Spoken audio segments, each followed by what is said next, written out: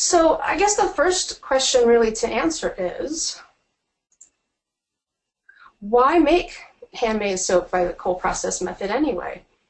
Well, cold process is one method of making soap from scratch. It's not the only one, but it is one that we'll be talking about today. When you make soap yourself, you get to control the formula and the ingredients, so you can customize it to whatever you like. If you need it to be mild or moisturizing or be a specific color, you can do that with cold process soap making. This method is the least complicated, which is why we recommend starting with this if you're new to soap making.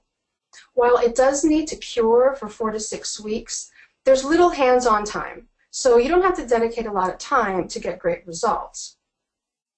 I also think that handmade soap is the best thing you can use on your skin. That's really what got me started making my own, because I loved using it myself. It's really great because handmade soap has lots of glycerin in it. And glycerin attracts moisture to your skin and helps it feel soft. So it's a gentle, mild option for the bath and the shower. If you're looking for a creative outlet, soap making is a great choice as a hobby. This might be my favorite reason for making cold process soap. Once you learn the method, you can make hundreds of different kinds of soap by using different ingredients, different design techniques, different colors. You could probably make a batch of soap every day for years and never make the same batch twice or get bored.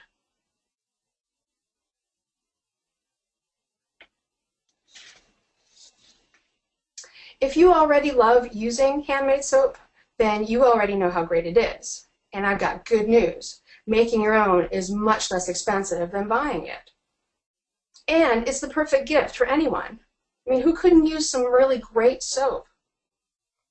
Now let's get down to how the process really works. Saponification is the chemical name for the reaction that happens in soap making. It's an acid-base reaction, just like you might have learned about in school. Oils are made up of fatty acids. They're a weak acid. And sodium hydroxide, or lye, is a strong base. So you might remember from school, acids and bases neutralize each other. And in our case, they neutralize each other, and then the result that you get is soap. Now, you can also add scent and color to your soap, but it's really not necessary for making soap.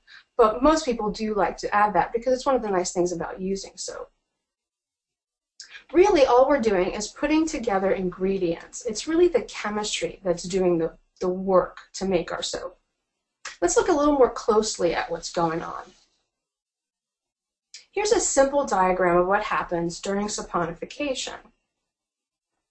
You have here a triglyceride, which is basically what oils and fats are made up of. Each chemical has a glycerol head, and then 3 fatty acids that are attached to it and kind of hang off of it. We call these fatty acid tails because they're just kind of dangling there.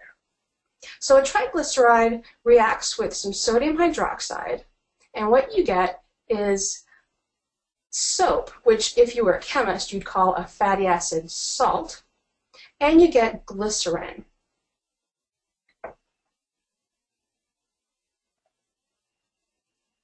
So you get 3 molecules of soap and 1 molecule of glycerin for every little reaction that's going on there.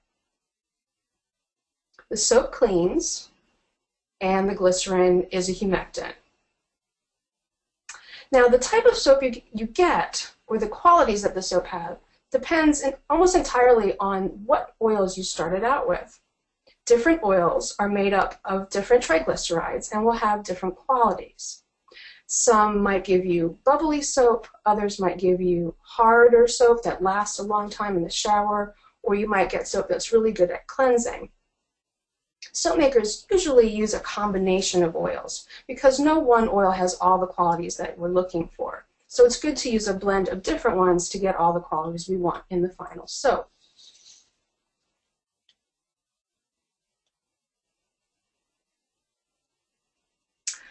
Let's look at the ingredients in general that you need to make soap. I'll go into more detail as we go through the whole process.